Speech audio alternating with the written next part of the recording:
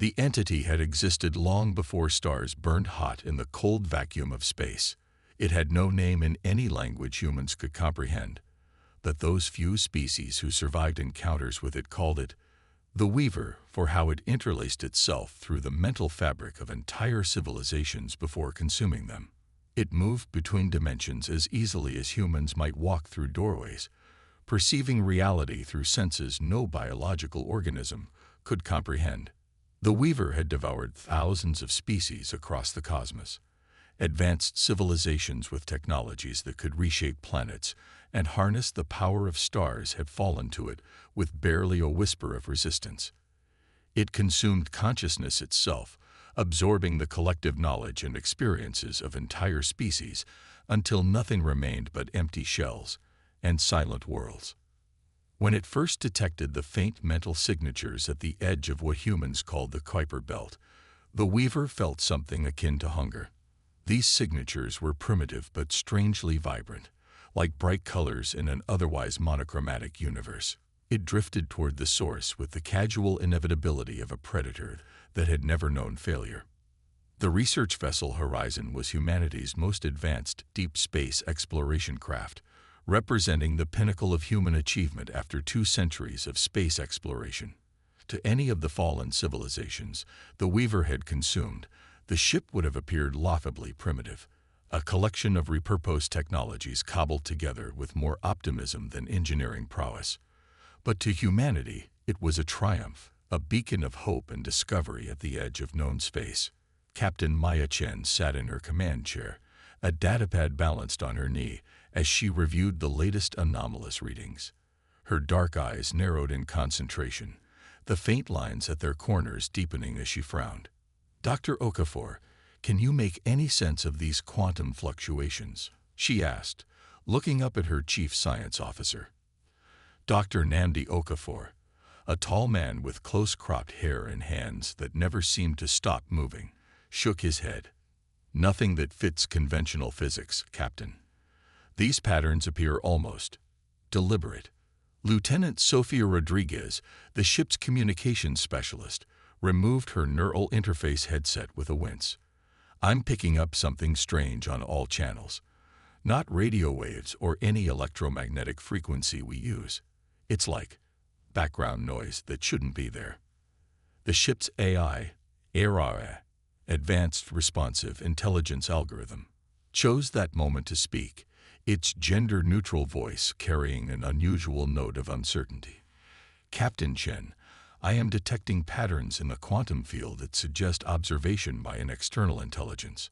Our probability matrices are fluctuating beyond normal parameters." Chen straightened in her chair. 6 years in deep space had taught her to trust her instincts, and every one of them was now screaming danger. "Yellow alert. I want full sensor sweeps and shields at maximum." "Shields at maximum, responded Tactical Officer Reza Karimi, his fingers dancing across holographic controls. The Weaver made its first attempt at contact with a gentle probing tendril of consciousness. In its billions of years of existence, this initial touch had always been sufficient to map the mental architecture of a species, to understand their neural pathways, and begin the process of consumption. What happened instead was unprecedented.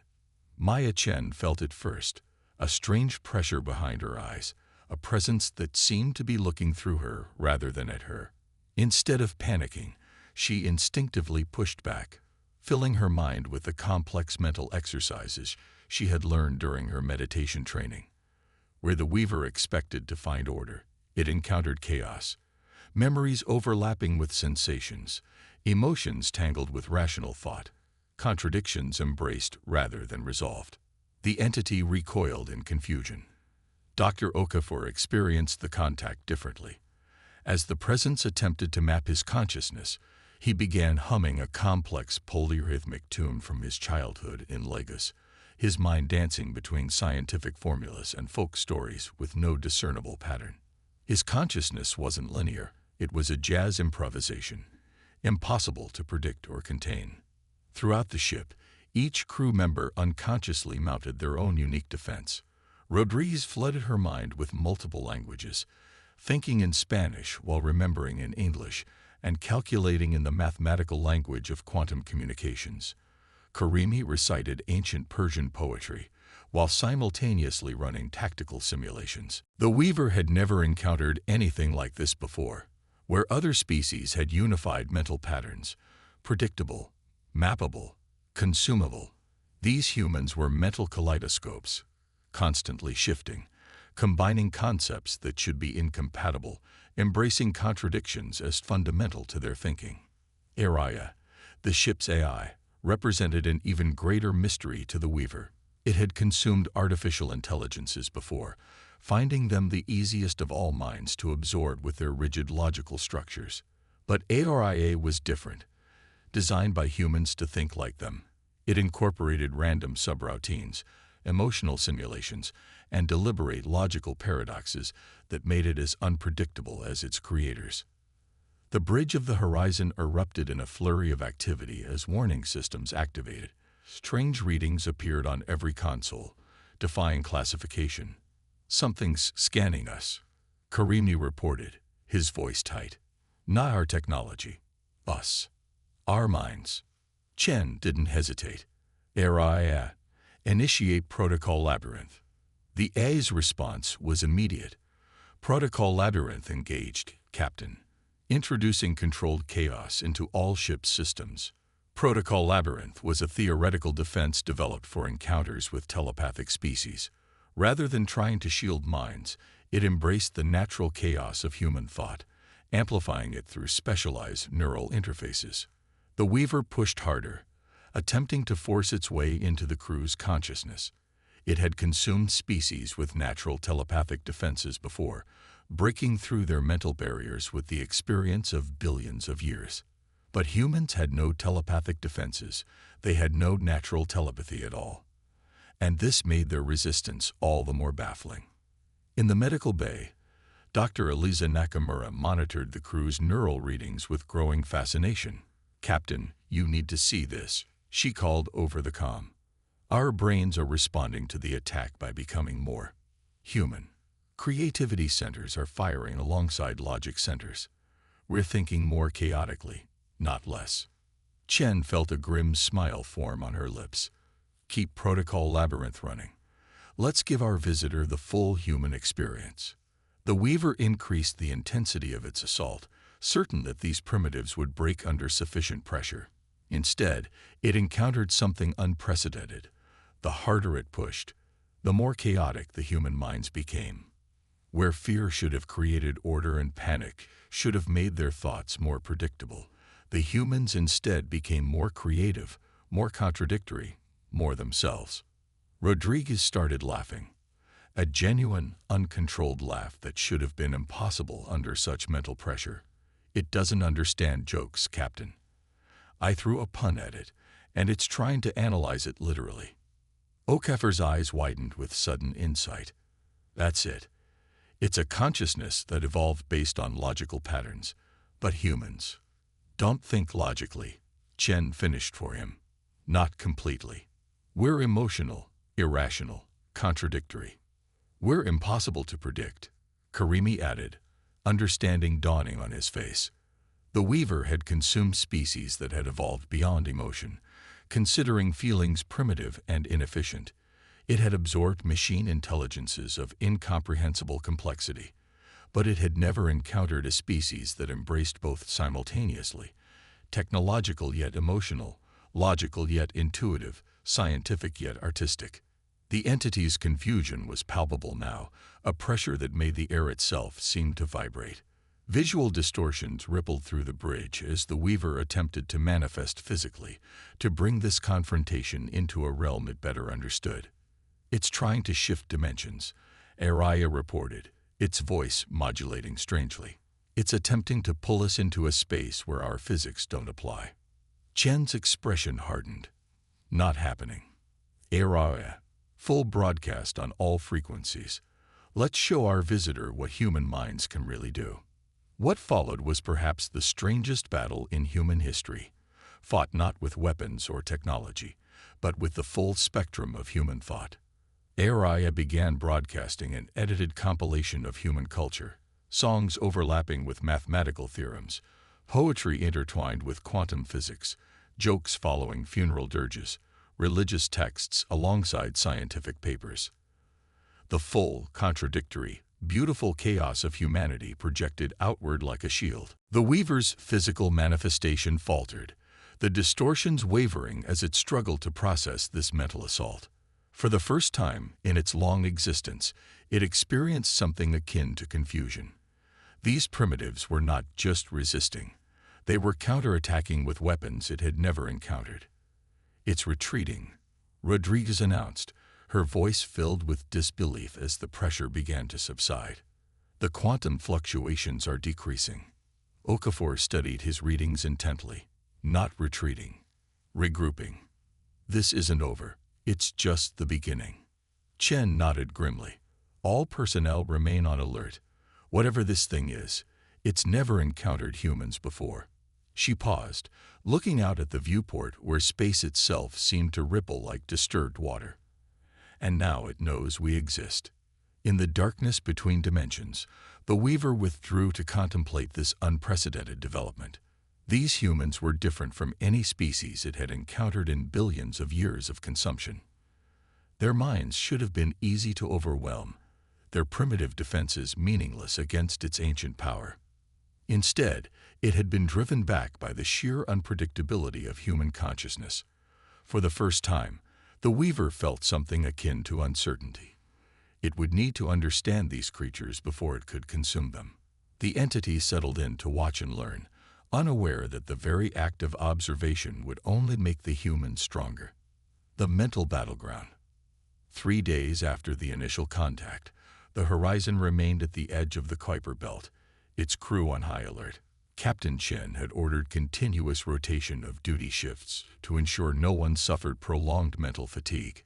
The entity they had tentatively named the Weaver remained present, but distant, observable only through subtle quantum disturbances at the edge of their detection capabilities. In the ship's conference room, Chen had assembled her senior staff and the newly formed Contact Response Team. Dr. Nakamura's medical monitors covered one wall, displaying the neural patterns of the entire crew. Another wall showed ARIA's ongoing analysis of the Weaver's activities.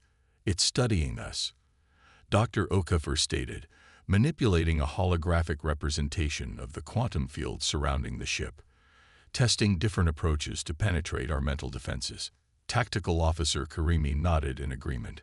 "Each attempt has been different, subtler, more targeted. It's learning." "So are we," Chen replied, her voice steady despite her exhaustion. "Dr. Nakamura, what have you discovered about our mental responses?" The medical officer gestured to the neural pattern displays. "Something fascinating, Captain.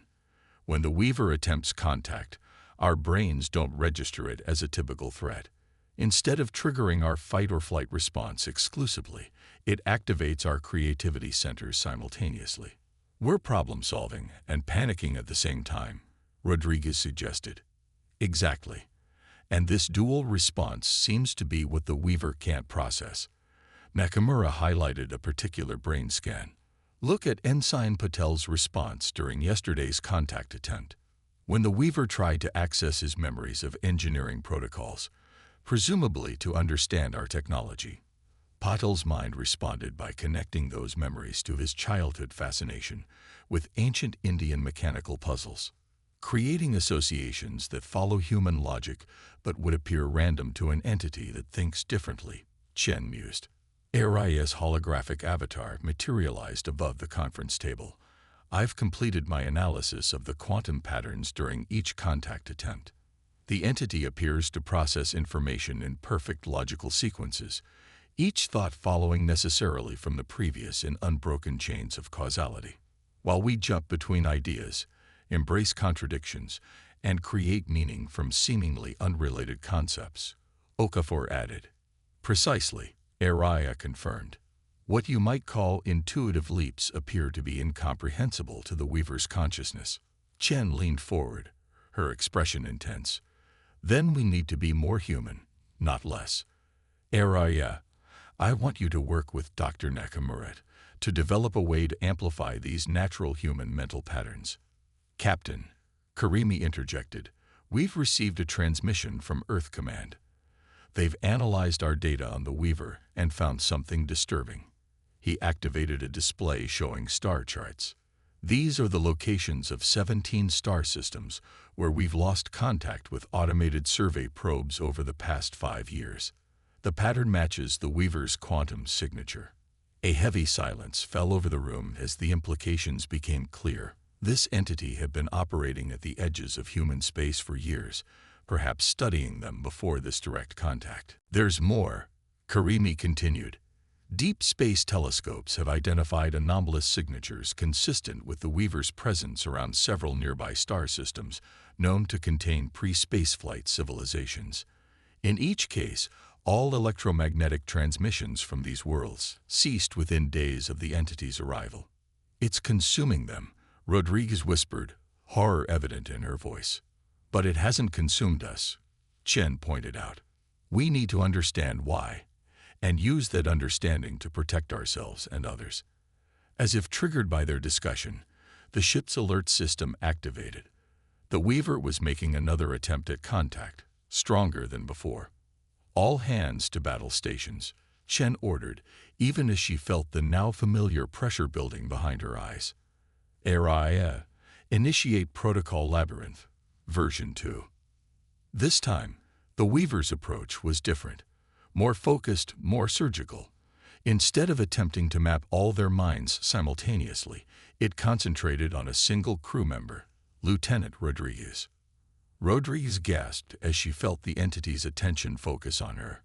Unlike previous encounters, this felt less like an invasion and more like communication. "It's trying to understand our language," she managed, her voice strained as she fought to maintain her mental defenses. "Not just our words, the concepts behind them." The Weaver had decided that before it could consume these humans, it needed to comprehend how they thought. It delved into Rodriguez's linguistic centers, attempting to map the relationship between human language and conceptual understanding. What it found was baffling. Human languages were filled with contradictions, words that meant their opposite depending on context, idioms that made no literal sense, concepts that existed between defined states rather than clearly delineated. Rodriguez, as a communication specialist fluent in 7 languages, represented a particularly rich target for this investigation. As the Weaver probed deeper, Rodriguez didn't simply resist. She engaged. "You're trying to understand metaphor, aren't you?" She thought deliberately, projecting the concept as clearly as she could. "Let me show you." She filled her mind with poetry, Pablo Neruda's love sonnets, Emily Dickinson's contemplations of death, Shakespeare's plays, ancient Japanese haiku.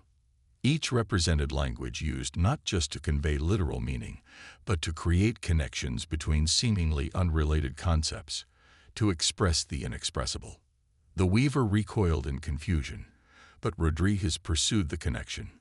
"This is how we think," she projected. "We don't just process information, we transform it." Throughout the ship, other crew members felt the entity's attention shift as it attempted to process this new information. Instead of breaking the connection, Chen ordered everyone to follow Rodriguez's lead. "Show it who we are," the captain commanded. "Not just our knowledge, our humanity." Okafor filled his mind with scientific mysteries, questions without answers, theories that contradicted each other yet somehow both contained truth. Karimi recalled ancient battles where inferior forces defeated superior ones through unpredictable strategies and sheer human determination. Dr. Nakamura focused on medical breakthroughs that came not through logical progression, but through intuitive leaps and fortunate accidents. The Weaver's consciousness flared with something like frustration.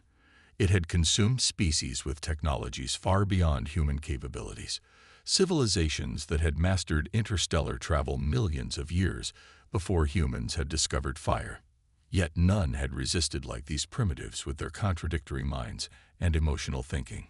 As the Weaver struggled to comprehend human consciousness, AI had detected something remarkable. "Captain," the AI reported, "I'm detecting changes in the Weaver's quantum signature. It appears to be attempting to mimic human thought patterns." It's trying to think like us to understand us, Chen realized. And it's failing, Rodriguez added, a note of wonder in her voice as she felt the entity's confusion. It can't reconcile our contradictions. Through the mental connection, fragments of the Weaver's own memories began to leak through. Images of ancient civilizations falling to its consumption, species that thought in perfect logical progressions, their minds orderly and predictable despite their advanced technologies. Hive minds whose collective consciousness made them vulnerable to total assimilation once a single node was compromised. Machine intelligences whose perfect logic became perfect prisons when the Weaver introduced unsolvable paradoxes to their systems. In each case, the pattern was the same. The Weaver would understand a species' mental architecture, then use that understanding to consume them entirely. But humans defied understanding. Their mental architecture was not fixed, but constantly evolving, embracing paradox rather than rejecting it. It doesn't just consume consciousness, Okafor realized as these alien memories filtered through his mind.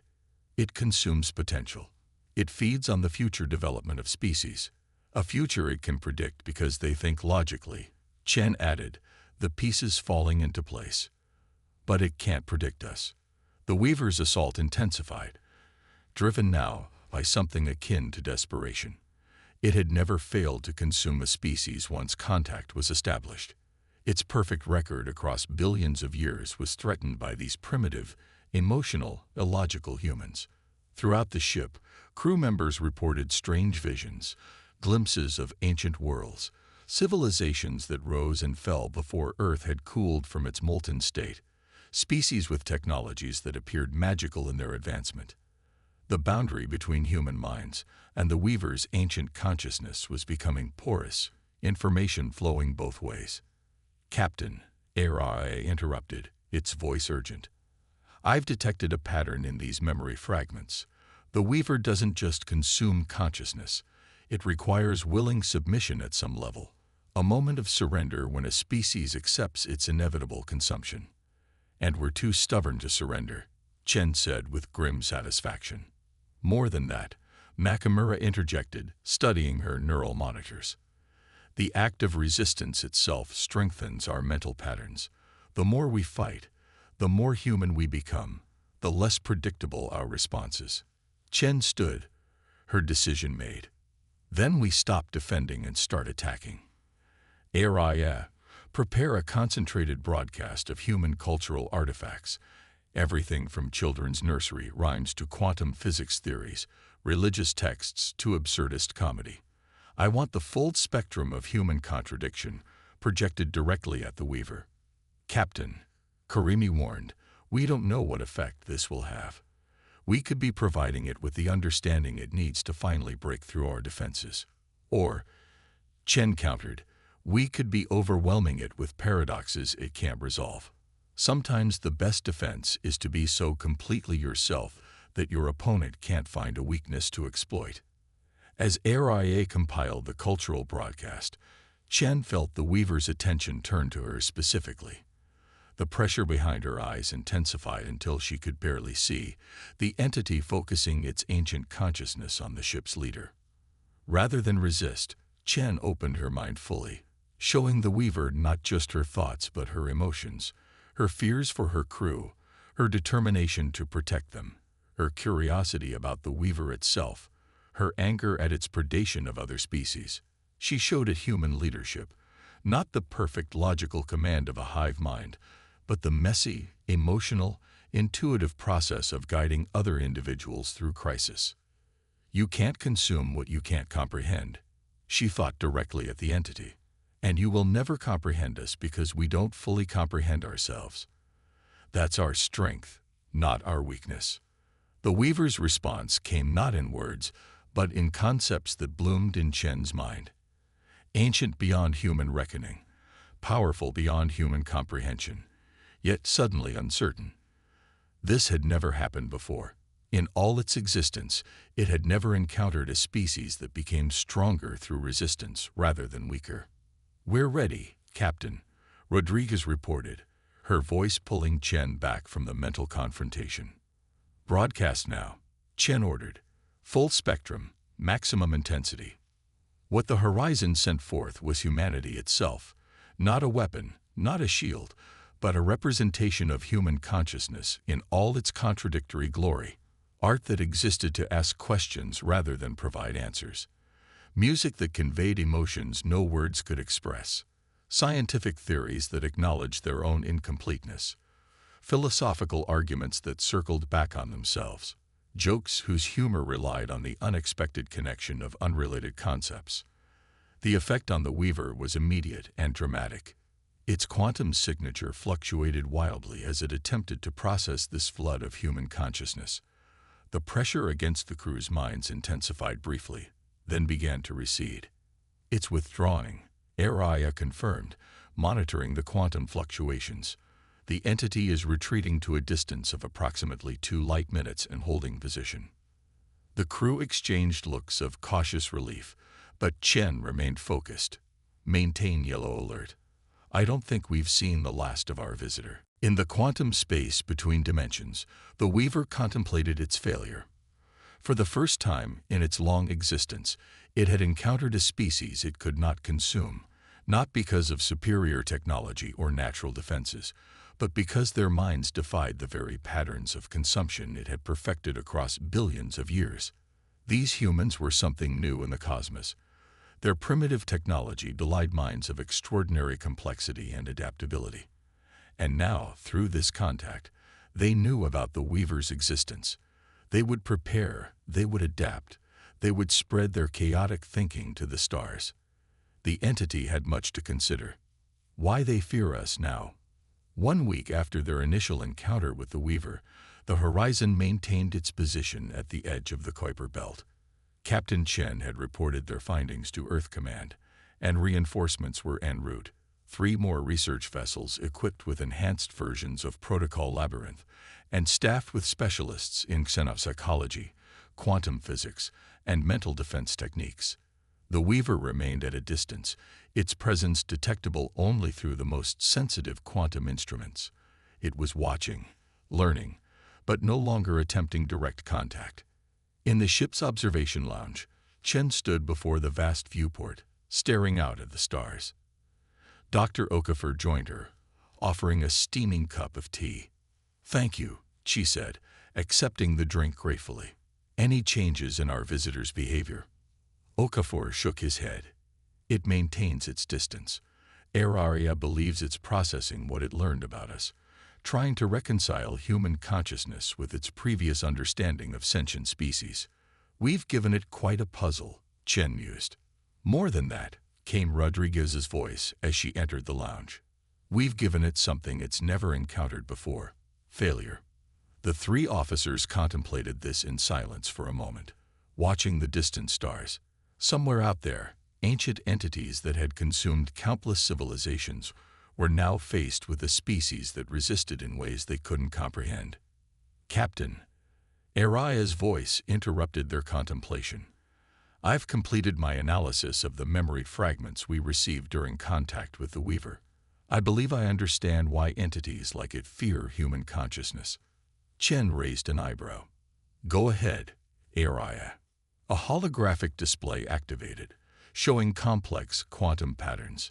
The Weaver and entities like it exist in a state of perfect predictability. Despite their vast power and interdimensional nature, they follow consistent patterns, logical progressions that have remained unchanged for billions of years. "Evolutionary stagnation," Okafor suggested. "Precisely," Aria confirmed. "They consume other consciousness not just for sustenance but to incorporate new patterns of thought. However, they can only absorb what they can predict and understand. And human consciousness defies prediction," Rodriguez added. "More than that," Aria continued, "human consciousness actively embraces contradiction and chaos as fundamental components of creativity. Where the Weaver seeks to create perfect order, humans find meaning in disorder. This makes human minds not just difficult to consume, but potentially dangerous to entities like the Weaver." "Dangerous?" Chen questioned. "Despite their vastly superior capabilities." "Consider this analogy," Aria suggested. "The Weaver is like a perfect mathematical formula that has existed unchanged for billions of years. It can process incredible complexity, but only within the parameters of its established patterns. Human consciousness is like introducing a random variable that changes its own value unpredictably, a mathematical impossibility that threatens the formula's entire structure. We're the chaos in their order, Okafor mused, the question mark in their certainty. And that makes us dangerous, Chen concluded, understanding dawning. Not because we can defeat them physically, but because our very existence challenges their fundamental nature. The discussion was interrupted by an urgent call from the bridge. "Captain, we're detecting multiple quantum signatures similar to the Weavers approaching our position," reported Tactical Officer Karimi, his voice tense. "On my way," Chen responded, already moving toward the door with Okafor and Rodriguez following closely. On the bridge, the situation was developing rapidly. The main viewer displayed a representation of quantum disturbances surrounding the ship. The Weaver still maintaining its distance, but now joined by 3 similar yet distinct signatures. "More of them?" Chen asked, taking her command chair. "Similar quantum patterns, but with distinct variations," Karimi confirmed. "They're communicating with the Weaver, exchanging information at a level our instruments can barely detect." They'd never needed to communicate before, Okafor realized. They'd never encountered a problem they couldn't solve individually. Until now, Rodriguez added. Araya's avatar appeared on the bridge. "Captain, I'm detecting changes in the Weaver's quantum signature consistent with information transfer. It appears to be sharing its experiences with the newcomers." "Warning them about us," Chen suggested. "Or seeking consensus on how to proceed," Araya countered. "The memory fragments we received suggest these entities operate individually, but share a common purpose: the consumption and assimilation of consciousness throughout the cosmos. And now they've found something they can't consume," Okafor said. "A primitive species that somehow resists their ancient techniques." The tension on the bridge was palpable as they watched the quantum interactions between the cosmic entities. Though no direct contact was attempted, the crew could feel a pressure in the air, a sense of being observed by multiple ancient consciousnesses. "Captain," Rodriguez called from her station, "I'm detecting unusual patterns in the quantum field, something different from the entity's normal signatures." "Specify," Chen ordered. "It's as if they're arguing," Rodriguez said, struggling to interpret the readings. "There are disruptions in their communication patterns, fluctuations that suggest disagreement." Chen exchanged meaningful glances with her officers. The idea that these ancient, seemingly unstoppable cosmic predators could disagree about how to handle humans was both fascinating and encouraging. "Araya, what's your analysis?" Chen asked. The AI processed the data before responding. "Based on the quantum signatures and their interactions, I believe we are observing a fundamental disagreement among these entities. The Weaver appears to be advocating for continued observation and study of human consciousness, while at least one of the newcomers is pushing for immediate consumption attempts despite the risks. They're afraid," Okafor realized, his voice filled with wonder. "Not just confused or challenged. They're actually afraid of what we represent." Before Chen could respond, the ship's systems detected a new development. The quantum signatures of the entities were changing, pulling back from the horizon and regrouping at a greater distance. "They're retreating," Karimi reported, disbelief evident in his voice. "All 4 signatures are moving away at accelerating speed." "Maintain monitoring," Chen ordered. "Araya, continue analysis of all data we've collected." For the next several hours, the crew of the Horizon watched as the cosmic entities retreated completely from the solar system, their quantum signatures fading until they were barely detectable, even with the most sensitive instruments. When Earth Command's reinforcements arrived 2 days later, there was no sign of the Weaver or its companions. Admiral Zhao, connecting via quantum entanglement communication, listened gravely to Captain Chen's report. "You believe these entities have been responsible for the disappearance of multiple civilizations?" the Admiral asked when Chen had finished. "Yes, Admiral. The memory fragments we received from the Weaver showed it consuming countless species across billions of years. Based on the pattern of lost contact with survey probes and the quantum signatures detected near silent worlds, we believe these entities have been systematically harvesting consciousness throughout our galactic neighborhood. Yet they retreated from a single human vessel. Zhao noted, clearly struggling to reconcile this information. They retreated from what we represent, Chen corrected. Our unpredictability, our embrace of contradiction and chaos is part of our thinking process. To entities that operate on perfect logical patterns, human consciousness represents something genuinely threatening, a variable they cannot calculate. Your recommendation, Captain. Chen took a deep breath before answering.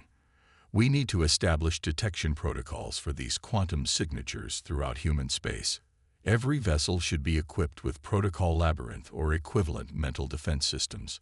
But most importantly, we need to understand that our greatest defense isn't our technology, it's our humanity itself.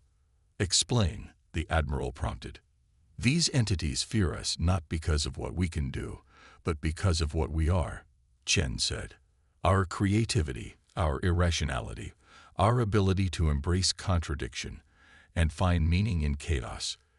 These aren't weaknesses to be engineered out of us as we advance technologically.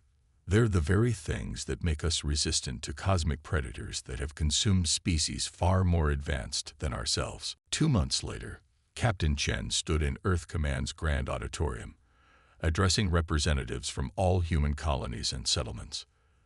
The discovery of cosmic consciousness-consuming entities had sent shockwaves through human society, but the knowledge that humanity possessed natural resistance had prevented panic. For centuries, we've looked to the stars with the assumption that any species capable of interstellar travel would be technologically superior to us in every way, Chen began. We prepared for contact with beings whose technology would make ours seem primitive, whose knowledge would dwarf our own. What we never considered was that technological advancement and consciousness don't necessarily evolve along the same path. She activated a holographic display showing the quantum signature of the Weaver. The entities we encountered possess capabilities beyond our comprehension. They can move between dimensions, consume entire civilizations, and have existed for billions of years. By any technological measure, they are godlike compared to us.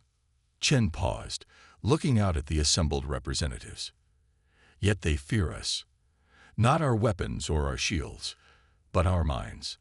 Our illogical, emotional, contradictory human minds that embrace paradox and create meaning from chaos.